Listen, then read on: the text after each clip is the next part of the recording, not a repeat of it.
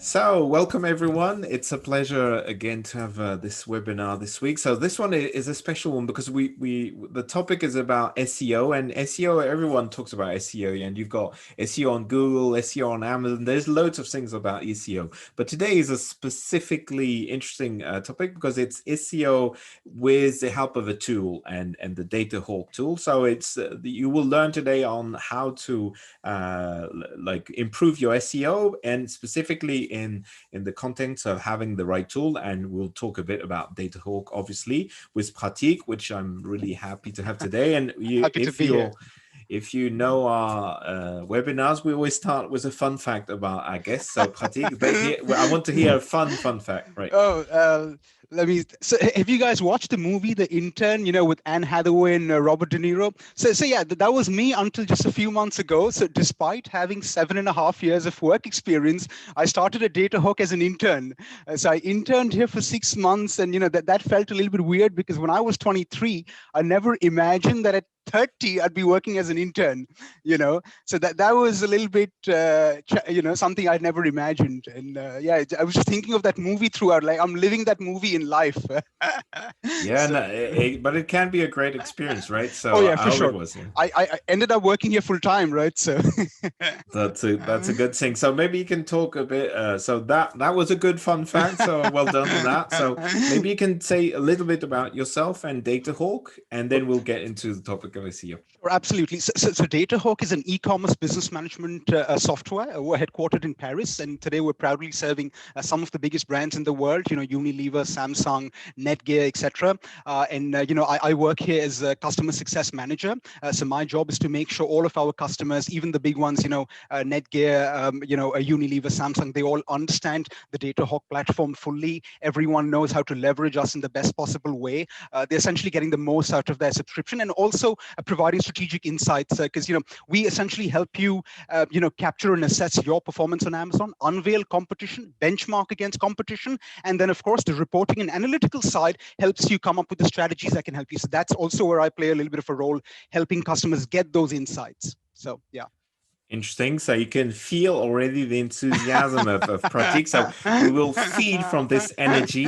And my first question is like, why would a tool help you on your SEO? So what's it like? For me, SEO is about, and this is provocative, obviously. Is like for me, SEO is about getting the copywriting and finding the right keywords and putting them in my content. So why would I look at SEO in the like with a link to a tool?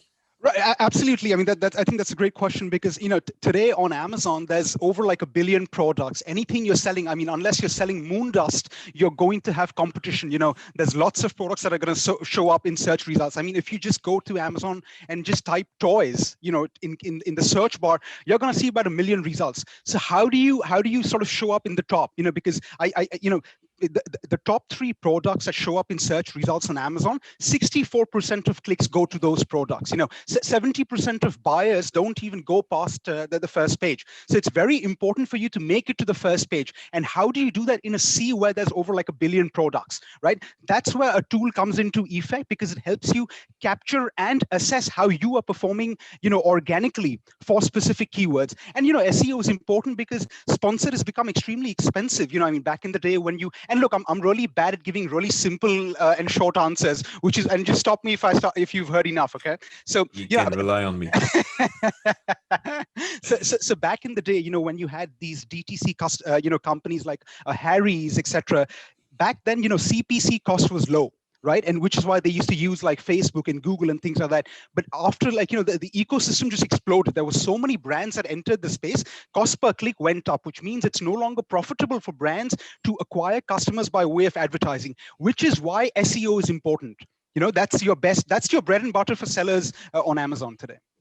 Yeah, and I think You're right, because one of the things is when you're talking about ranking on Amazon, basically you're talking about ranking towards a keyword. So Yeah, people yeah, are looking for products based on keywords. So it could yeah, be your yeah, branded keyword if you're known, yeah, like if you're Samsung, maybe people are looking for your product, right? But if exactly. you're like most of the brands, not people are not looking specifically for your brand, they will look for the keyword, Generic and keywords, then yeah. you rank based on that keyword. So it's true, like any brand will have maybe 20, 50, 30 relevant keywords. So it's Yeah, yeah. the tool basically helps you, right, to follow on each of those keywords what's your ranking and what you need to do to improve that, correct? Absolutely, absolutely. I mean, essentially keywords are what? Textual content. So when a shopper starts their shopping journey on Amazon, they start with keywords, which is textual content. And then Amazon's algorithm is going to scan like this whole universe of products to see which listings have those keywords and then show it to them based on a bunch of parameters.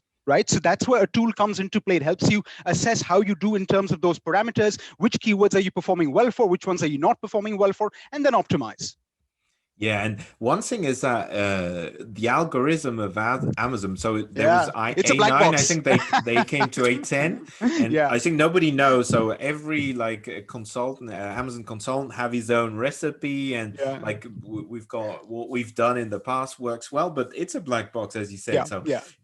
can the system, the tool, and specifically Datahawk, give you insights about okay, what's working well and not working well, or Yeah, absolutely. So I mean, so one of the best things is the keyword tracker, and SEO is our forte. That the keyword tracker, when you visit the keyword tracker on Datahawk, it shows you how any specific product from you or from your competitors are doing for a bunch of keywords that you're tracking. The first thing you got to do is find the most relevant keywords, right? And there's many sources for that. You've got your human intelligence, you've got your brand analytics, you've got the search terms report on Amazon, right? You use all of that to find the relevant keywords, and then you use the keyword tracker on Datahawk to see how you're ranking organically for those keywords. And then we have the market dynamics, because we essentially scrape all of these results and we make these tables which show you the organic market dynamics. I'll give you an example. So let's say your Casper mattress, right? And you have mattresses that sell for, let's say, between $500 and $800, because Casper is a premium brand, right? Now, there's a keyword, let's say, called mattress, right? So we are scraping all of the results that are showing up for the keyword mattress on Amazon, right? And we're making this database. And then we show you a table which says, okay, on page 1, the vast majority of products that showed up for this search term, let's say, were priced below $300. Right? Meaning, if Casper's mattresses are priced above $300, the market dynamics simply don't allow it to show up organically on page 1. Right? Because Amazon's algorithm has learned that when people type in the word mattress, they normally tend to buy products which are worth less than $300. As a result, if your product is worth more than $300, and you simply can't organically show up on page 1, that's why you then need to start bidding. But these are the kind of insights, the market dynamics that we can help you surface. That's quite impressive, and maybe you can share your screen for a couple of minutes just to show that report, because I saw this page where you have all those Oh yeah, keywords and all the numbers. sure. That's very like very intuitive, and it makes a lot of sense. This is a Sure. table, and maybe you can give us a few words what it. So I see some red, some green, some yellow. Yeah, So we're there's running some out of meaning, shades right? now. So, okay, essentially what you're looking at right now is the keyword rank tracker on Datahawk, right?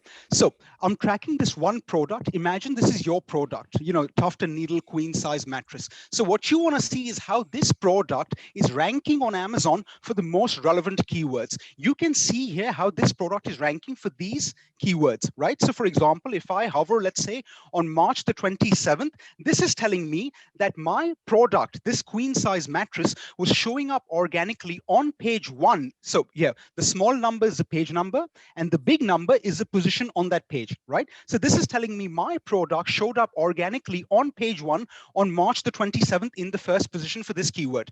Not only did it show up organically on page 1, it also showed up as a sponsored product on page 1. Right now, when you scroll down, you can see how your ranking, let's say, on March the 26th, fell to, so it was 22nd on March the 25th, fell down to 33 on March the 26th for this keyword, the queen mattress. So your performance is going down on this one.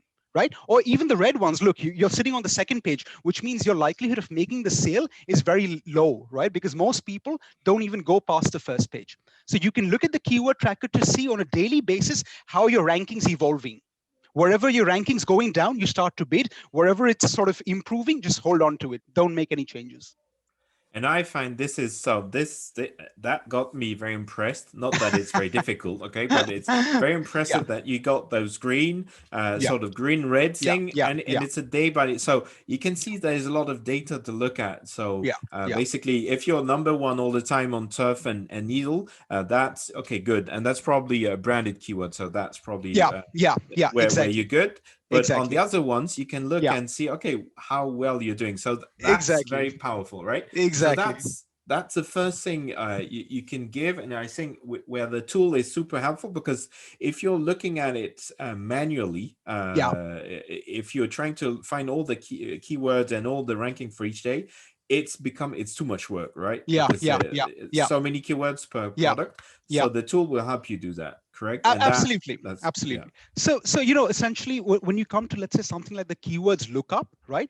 Here we're suggesting other keywords for which this product is ranked. Why? Because here you're leveraging DataHawk's network effects. Look, I'm showing you here. We spotted 135 keywords in our database for which this product is ranked organically at some point. How do we know this? Okay, the green ones are the ones you're tracking. The white ones are the ones you're not tracking. But some other customer in DataHawk's ecosystem was tracking these keywords at some point of time. And when we were fetching keyword ranks from, search results from Amazon for these keywords, we noticed this product show up in search results and in the 5th position. In fact, at some point of time, it was ranked number 1, which is why we're telling you, this keyword might be relevant for you, so you may want to track it. That's that's very powerful. And I remember you showed me also like reports you're able to share, like the Yeah. share a voice report Oh, was something amazing. Yeah.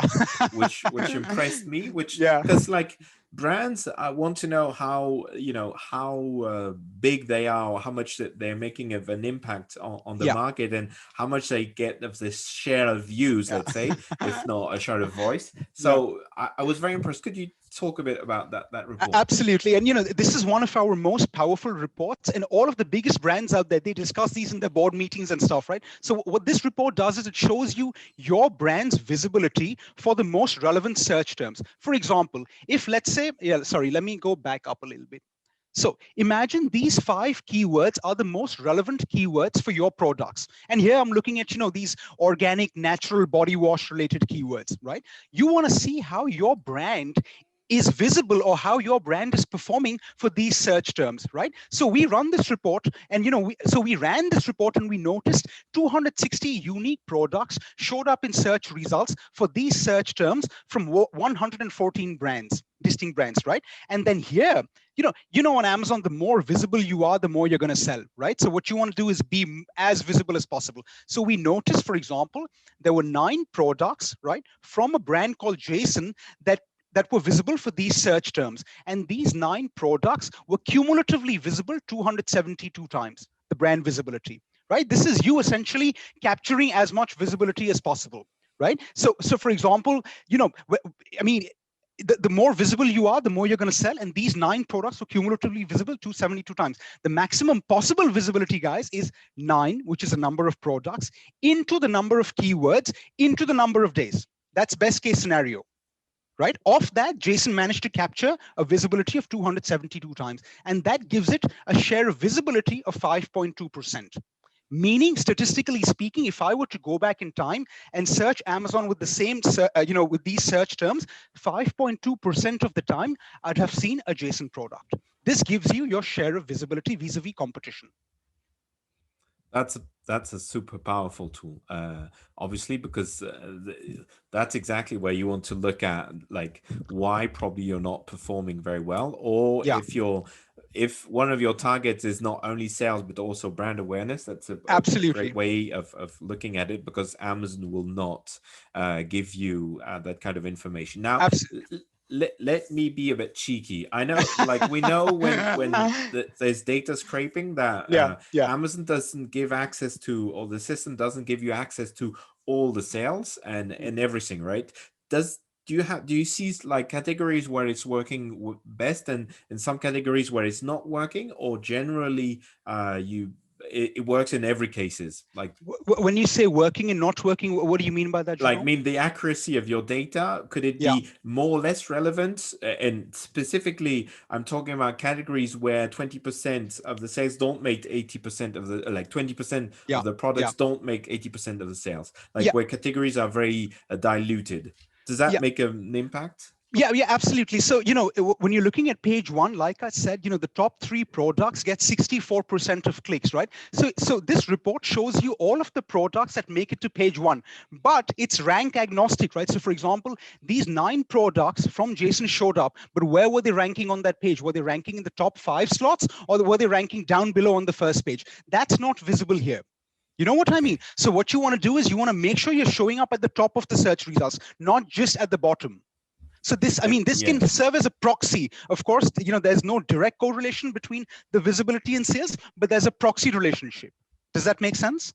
Yeah, and it makes sense because you're not looking at sales, but visibility. So visibility Absolutely. obviously is that that doesn't mean that there was some sales Yeah. behind it. It's It's only a meant driver. as It's a sales driver. The more visible you are, the more you're going to sell. And on like you said, Jerome, that there's no way for a brand to know how much of the market they are capturing and how much of the market their competition is capturing. But the visibility can serve as a proxy. okay. Like for example, look at this guy, Dove. 14 of their products showed up in search results for the same search terms, but only 9 showed up from Jason. Yet the reason Dove is ranked lower than Jason is because of the brand visibility. 272 times visibility for Jason and only 232 for Dove. This can sort of help Dove with the SEO strategy. They know that, okay, although we have more products, we're not as visible as Jason is, so we need to optimize for SEO. Could it be possible that it comes from a the number of or variations that they have like 14 products, but Yeah. like they have less product visible because they're say in the same group of products? Could that be possible? That's a good question. So the way we fetch, the data for this report is we literally just scrape Amazon's pages. So whatever Amazon is showing, we're going to show you here. So that's regardless of the child or the parent. If Amazon is showing a Jason product, we're going to show it here, regardless of whether it's a child or a parent. Does that make Okay. sense? Okay. Yeah. Okay. So, but that mean the 14 products, that mean there were 14 products of the brand, or 14 Yes. products. Okay. So, Yeah. so we don't. That doesn't mean the 14 products appeared on the first page, right? So it's 14 only as 14 distinct Dove products showed up in search results on okay. page one of Amazon for these search terms. And like you said, sometimes Amazon will show up a child ASIN or a variant. Regardless of that, as long as it's a Dove product, it's going to show up here. It's going to factor in. Yeah, and it makes sense that if even if you have less product, but if this one is more consistently like a hero product is showing up, then he will Yeah. be more successful than a family, which in general is successful. That makes a lot of sense. Now, Yeah. on the advertising side, are you following up also the like the occurrences on like the paid side? Because this blue, I can see there's some purple on the right. Yeah, right. So, Absolutely. Yeah, that's a good observation. So what we noticed was, so this brand leaderboard essentially it gives precedence to organic brand leaders, right? So this shows you which brands were the most visible organically. When you scroll right, we're showing you their sponsored visibility. Look, what's interesting is, although 9 products from Jason showed up organically for these search terms, only 3 showed up as sponsored products. Well, what does this mean? This means this could mean one of a few things. Number one, it could mean that maybe we're not advertising aggressively, in the sense we're not bidding aggressively, because if Jason were to bid aggressively on all of these search terms, more of their products would show up as sponsored products on page 1 and not pages 2, 3, 4, and 5. You know what I mean? So maybe they're not bidding sufficiently, or number 2, they're not bidding on these keywords. Maybe they're bidding on a separate set of keywords. So if you're, let's say, if you're the director of e-commerce and your head of marketing tells you, boss, I have been bidding aggressively, but you're like, listen, where are my products? I don't see my products on page 1. when you look at this report. So you can tell them, listen, you need to bid more aggressively, which is increase your bids. You need to bid on the right keywords, and you need to make sure you bid more often, because I prepared this report for this 1 month period, February 28th to March 28th. Maybe this guy, whoever's managing Jason's advertising, is not bidding every single day. Maybe they're bidding on different days, which is why less of their products showed up. Does that make sense? I'm calling the guy from the marketing guy from Jason right now. So, thanks for the tips, but may I challenge that a bit and say, okay, maybe because when you're doing your advertising, you've got organic and paid, right? Sales, let's say. And at the beginning, probably you've got a 70-30 where you're pushing a lot with your paid search and paid sales are 70% and organic 30, and then you grow, and maybe it's a decision from their side. So, okay, we are actually the one most viewed. Why would we pay? So basically, we're just giving money to Amazon advertising rather than actually we would get it already in 100%. Organic. What would you say that? How would you? 100%. This comes down to a brand strategy, right? So like you said, if I am ranking well organically, maybe I don't want to bid. Or maybe if I've just launched some new products, then even if I'm ranking well organically for, let's say, a set of products, I do want to bid super aggressively on my newly launched line of products. In which case, I need to make sure I have really high numbers on both the sponsored and the organic sides. Does that answer your question? Yeah, it answers, but it's always down. I think I agree with your point. It's down to your strategy of exactly. Yeah, exactly. I would probably not as a leader brand. I don't know if I would systematically invest more, but I would probably, if you were the brand number 4 you were showing, I think it was Dove. I would probably focus on a hero product and focus my advertising to make sure I'm appearing more, at least on maybe a shorter number of products to appear better. But okay, that's me trying to do selling my strategy stuff. But don't mind me. I think that's very interesting. Now on the advertising side, do you have because you've got sponsored products, sponsored brands, sponsored display? Are you a bit agnostic on the type of, or is it only sponsored products? What do you mean? Because on Amazon advertising, you've got sponsored brands, which is the advertising on top, where you can have up to 3 products, and then sponsored products, which are specific. Are you making a difference here?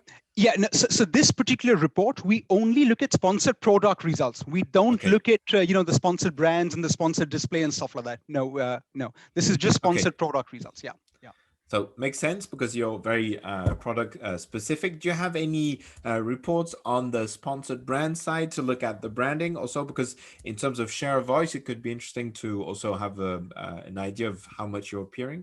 That's a good question. We right now we don't, but I think because we're a young company, we're constantly releasing new reports. Literally, if I were to do the same webinar 1 month from now, you'd see like a whole different set of reports, because every month we come up with new reports. So, but that's actually a really good point. And maybe I'll talk to the CEO and we'll talk about coming up with another report that also factors in sponsored display and sponsored brand ads. I'm actually making the note right now. Yeah, good man. I told you, Pratik, I would I would grill you. I think that makes a lot of sense. So I think we've gone through our first 30 minutes. So if anybody's got questions, now is the time to put them in the Q&A section, and we'll be happy to answer them. If not, we'll go on and discuss. I have a question from Ines now. Do customers have to define the keywords, or are you tracking relevant keywords from Amazon automatically? So both, like I said, you have your keywords lookup where, you're essentially tapping into a Datahawk's network effects, because some other customer, track those keywords. So we're giving you suggestions. And if you find them relevant, you can start tracking them, or you can put in your own keywords, right? Because ultimately, look, your brand better than Datahawk does. Without a doubt, right? Some of your keywords will come from human intelligence. Some of your keywords will come from brand analytics. And again, look, I'm not sitting with a crystal ball here, right? So in the sense, if you're, let's say, selling decaf coffee, there could be customers who might be searching for something like, organic, Ceylon, loose, stress-free black coffee, whatever, you know what I mean? And that you can get only from the search terms report. Right? So you want to make sure you go to the Amazon search terms report or the brand analytics report and, fetch some keywords from there. Okay, Does that great. answer your So question, Ines? I believe so. So basically, you would be defining, yeah. So the answer was yes. You would Okay. be defining your own keywords, but the system can help you there also, as you Absolutely, showed absolutely. Yeah, before. absolutely. So I think that's a great insight. You can throw other Q&A, and I'll go on meanwhile. It's like in the, if you want to say, okay, what's, because there are another question. Can we look at different countries? Oh, absolutely. So at Datahawk, we support 15 or 16 Amazon marketplaces. I think the next one on our roadmap is Japan. So yeah, we support 15, 16 Amazon marketplaces already. Yeah. Do you already do Poland and Sweden? No, so Poland and Sweden are yet to onboard, because I think Poland, have they already launched there? I think they've. Good question. I have a doubt. Yeah, I believe so. See, I believe so. that's I the thing. I believe mean, so. Amazon's moving at such speed; it's difficult to keep track. Sweden, I know they launched, I think, what, a month or so back. And no, we've not onboarded Sweden yet, but it's very soon. We have the Netherlands, I think, where they launched Yeah, just yeah. last year. So we have begun supporting the Netherlands. So yeah. Yeah, it's difficult to. Yeah, Amazon is live in Poland. Yeah, Okay. I had a minute doubt, but yes, it's true. So it's Thank you. thank you very much, Agrata. Thank you. So I think that's very interesting, and there are lots of tools, and we know a lot of lovely people which have got loads of tools, and honestly. Each tool has got really strong Yeah. parts Absolutely. and weaknesses, to be honest. So let's Absolutely. focus on what's great. What Yeah. would you say makes DataHawk, and I'll try, and this is a test for you to be try to have in a simple way what makes it very and maybe I don't know if you want to go on sharing your screen or you don't have to, but Yeah. what makes it specific? What is specific to DataHawk, which you would say, okay, that's honestly it's different and Yeah. it's doing better already. The share of voice report, I don't think I've ever seen that in that form, at least, and I find it very interesting. Are there other things you could talk about? Absolutely. So, like you mentioned, there's a ton of tools out there, Jungle Scout, Helium 10, and if you talk to any seasoned seller, they will tell you that you have to use a mix of tools. You can't get all of your solutions from one tool. So, for example, like right now, we don't do advertising automation. It's on our roadmap. We're going to add it later in the year. We don't do it right now. So we have customers who use Selix for their advertising automation and then use us for the SEO and all of that stuff. Where we do better than anyone else is the reporting side, the analytical side. If I can share my screen once again, I'd really love Yeah, to show go on. you a simple report that I've got here.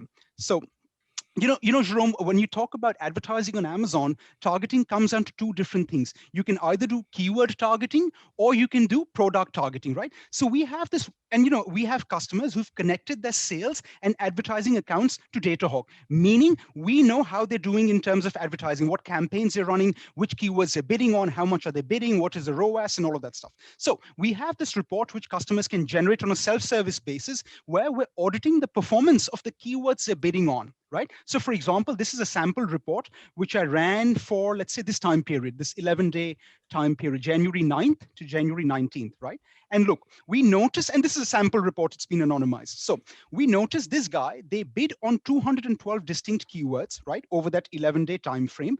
And this was the impressions count, the ad spend, the ACOS, and the ROAS. Where it gets interesting is, look here. So these are all keywords from that client, from the client's account, and it's been anonymized. It's showing you the top 50 keywords by impressions and how each keyword did in terms of impressions, clicks, CTR, costs, all of them, most What's important KPIs, including your ACOS and your ROAS, right? And look, this is all automated here, algorithmically driven. We've got recommendations, right? So for example, the third one, we're telling you be more aggressive. Why? Because your ROAS is 3.69, right? what's the color code?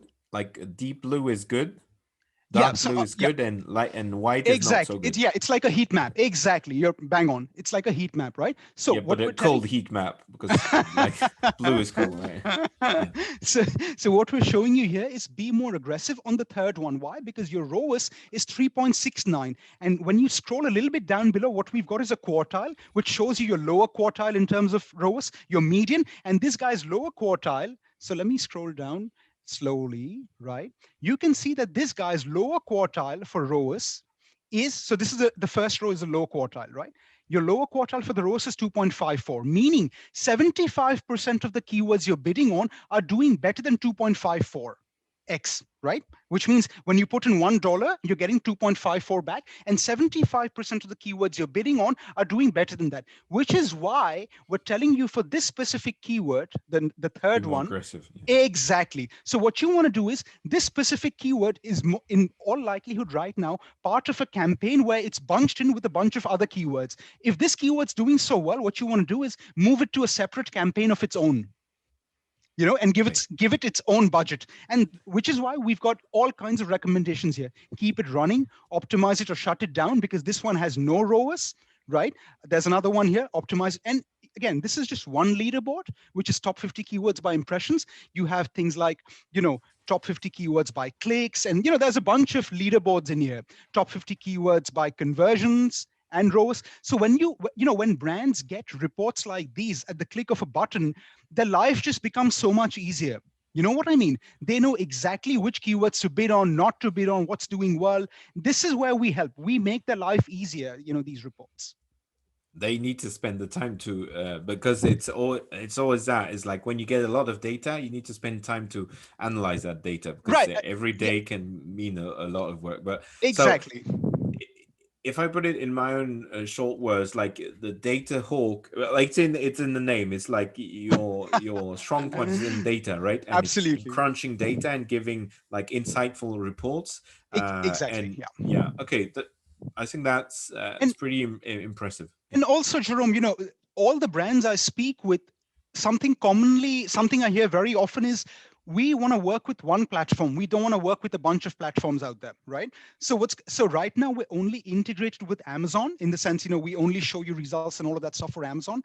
In Q2, which is already begun, we will have integrated with Walmart as well. We have just begun beta testing with Walmart, and in Q3 we'll have integrated with the entire Shopify ecosystem.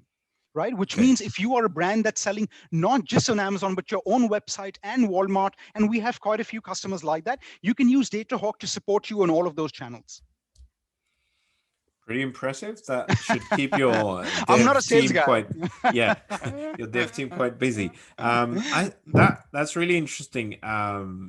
Now I have another question, which is if let's say a brand has multiple or a company has multiple brands, right? Mhm. And they want to have different access to the system to different brands. Are you Mhm. able to tailor, like inside the same seller instance, to give Absolutely. different access to like different people from different teams from different brands? Is that possible? Absolutely. So we have a lot of agency customers like Tinuity, Celesly, some of the biggest agencies out there. And these agencies are handling like all kinds of clients, a bunch of them, right? So and they don't want to give access, let's say, to one client's data to another client. So we have something called white labeling, where you essentially let's say you are the admin, right? You'll be able to access every client's workspace, but specific customers or specific clients will be able to access only their own workspace. They would have their own distinct login credentials and stuff like that. They'll only be able to log into their workspace. They'd have no idea what your other brands are doing. Does that answer your question? That does answer. So even for one seller ID with multiple brands, that works also. Yeah, you can do it however you want, right? So for example, let me show you DataHawk quickly once again. So if let's say these are all your brands, right? So you can create multiple projects. So let's say you can create, keep all your, so let's say your Unilever, which literally sells everything under the sun, right? So they can keep, let's say, the personal care products in one project. They can keep, let's say, another line of tea related products in a different project, and so on. Or if they have different brand managers, or different countries, all on DataHawk, they can create separate workspaces, in which case the guy who's managing personal care will have no access to what's happening in the tea segment.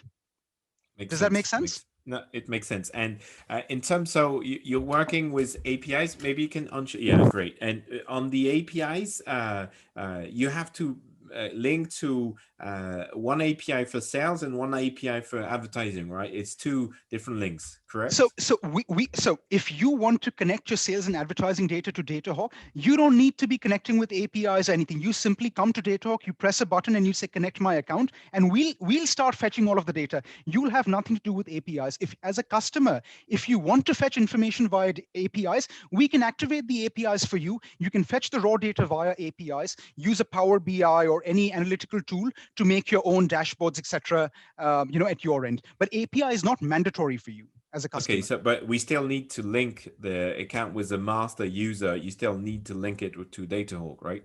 Yes, that's not mandatory in the sense only if you want Datahawk to capture your sales and advertising data, you need to connect that stuff. And here's the thing: so today Amazon stores advertising data for only 60 days, meaning if you want data for what happened, let's say 3 months back, unless you've been storing it somewhere, you can't access it, right? So our customers also use us as a data warehouse, because once they connect the advertising account to Datahawk, we start storing all that information, and 10 months down the line, I can give you 1 year's worth of information.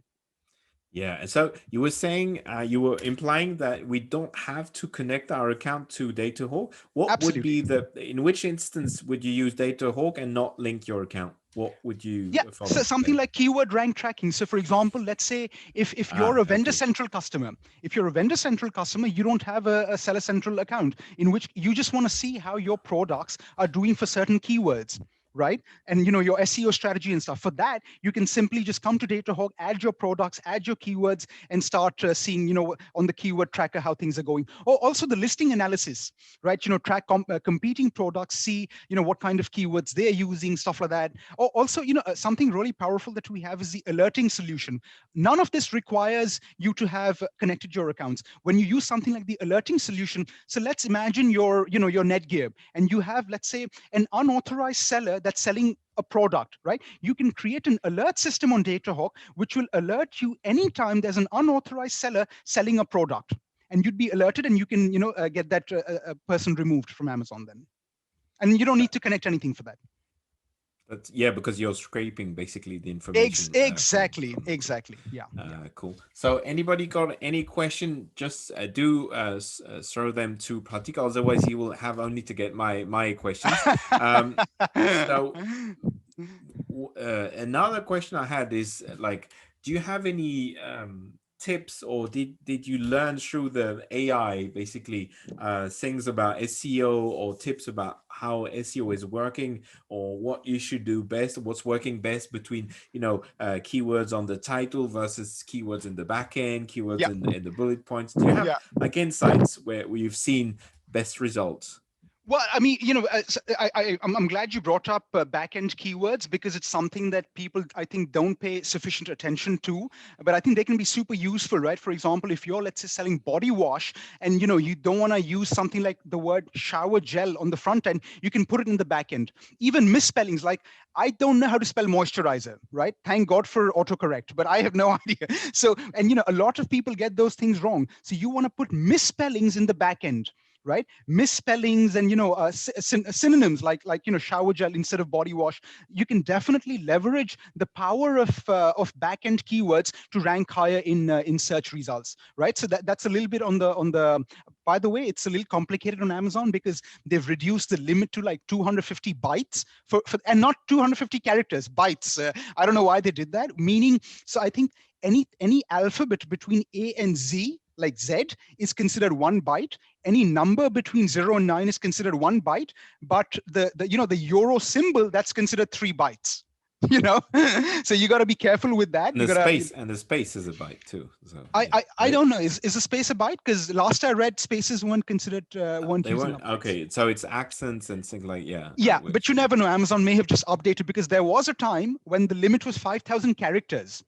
And now it's down to 250 bytes. So maybe they've changed their algorithm.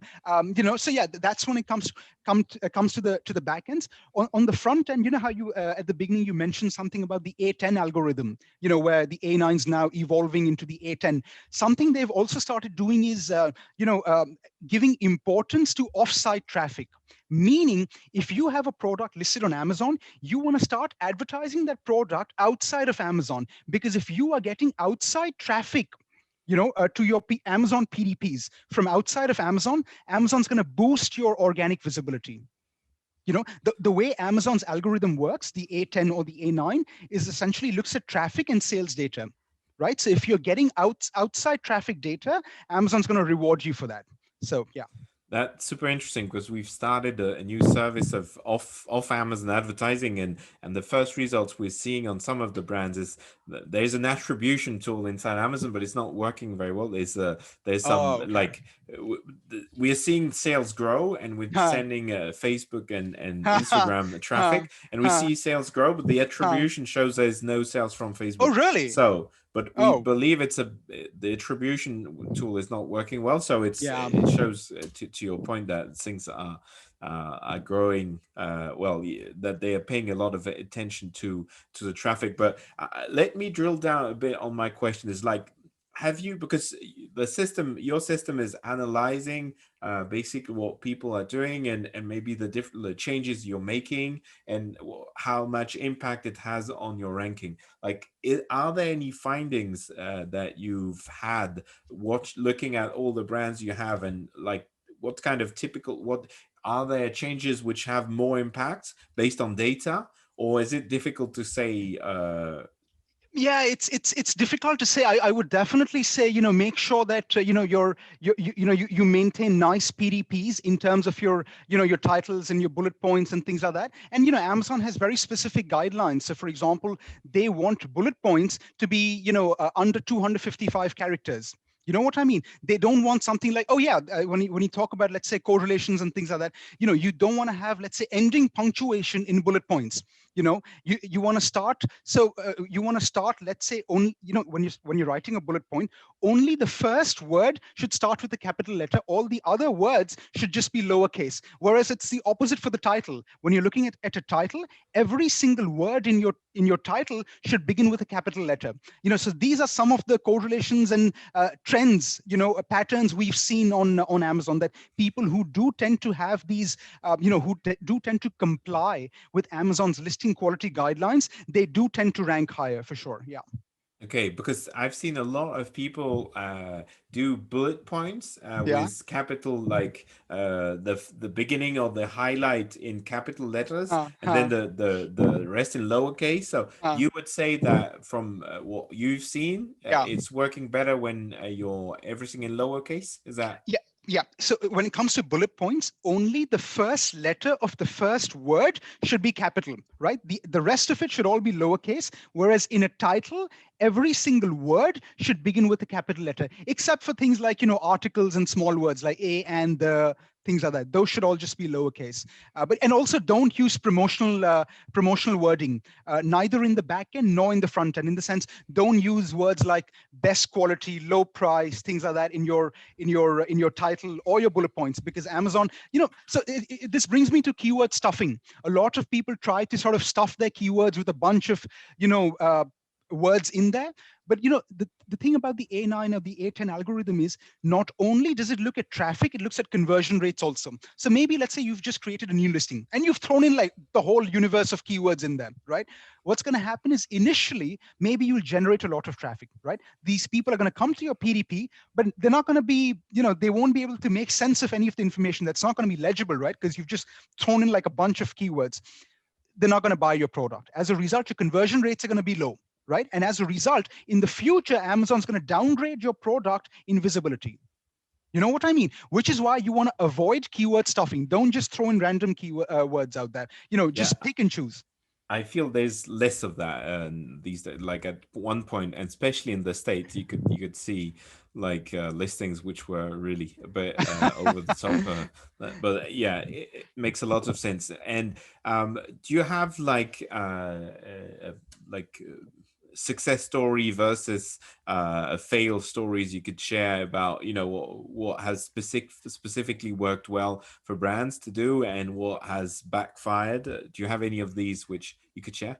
Yeah, absolutely. I mean, look, there was a time when, it was all about price. You basically listed at the lowest possible price and you'd sell. And this is the e-commerce era of, let's say, 2011, 12. Just list as many products and you can sell at the lowest price. But what's happened now is that in terms of pricing, brands have come down to the bare bones. You can't go any lower beyond a point. And not only that, you have a whole lot of competition now. So you have to take a data-driven approach.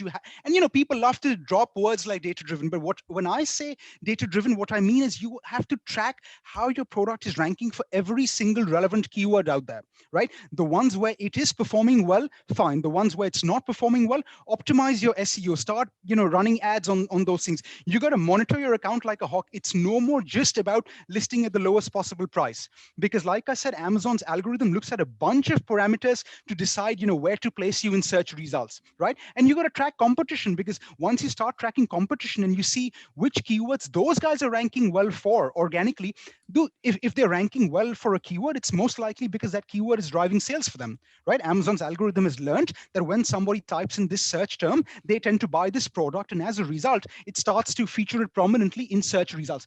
Can I share my screen for a minute? I have something super interesting to show you on the DataHawk platform. So I'm going to come to my account here. Give me 1 second. I'm not sharing my screen now, am I? No, right? All right, give me, it's difficult to tell sometimes. All right, give me 1 second. Yeah, so I'm going to start sharing now. Jerome or any attendee, can you give me a category that's important for you? Any Amazon category?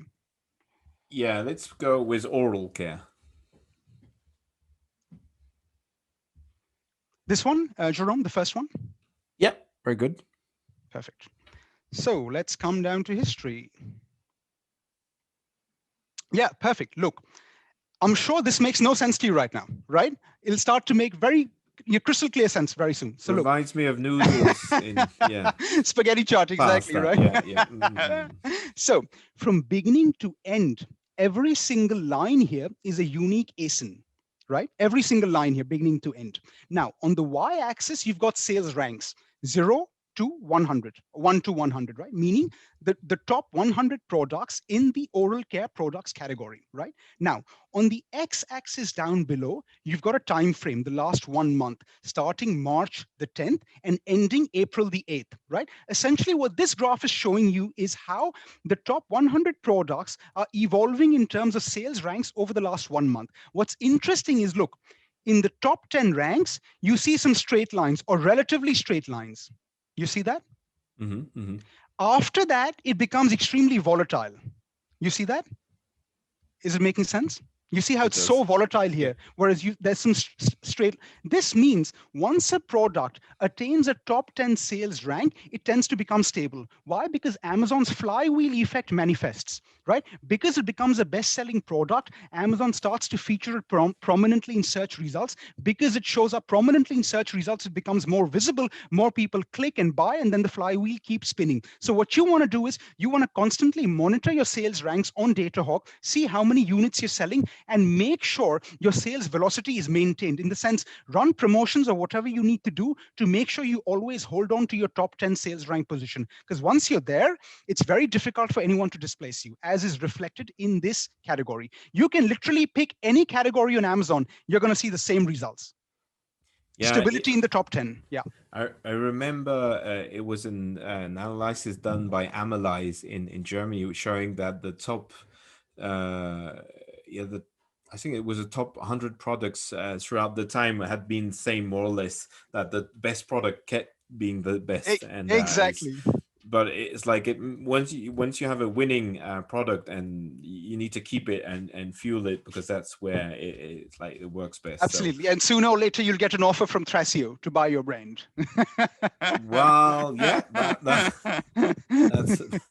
that's possible, but it's true, it's happening a lot these days. So yeah. I don't know if anybody's got any final questions before we wrap up, but I think it was very interesting, and I think DataHawk Datahawk is like a lot of these tools, and only to keep up to date with all the tools which are around the Amazon space is quite a lot of work.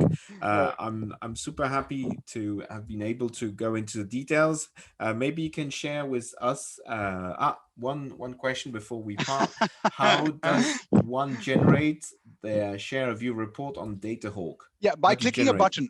By clicking a button. Shall I share my screen? I can just show it to you. Let's do it. So cool. So you'd come to your account. This is your Datahawk account. You'd go to reports and automation here, right? Come to reports and automation, go to the report center, right? You scroll down to keywords. You've got your share of voice here, right? You can hit run or you can hit schedule. If you schedule it, you'll get the report, at your chosen frequency, be it like every Monday or, whatever chosen frequency, or you can run it.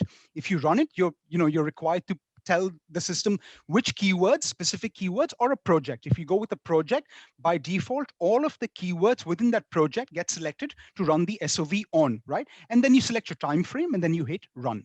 And when you run it, you're going to get the share of voice analysis report in your mailbox. You need analysis credits to run these reports, and you can buy your analysis credits by coming to billing and subscription on Datahawk. Agritha, does that answer your question? Believe so. That was a very detailed answer.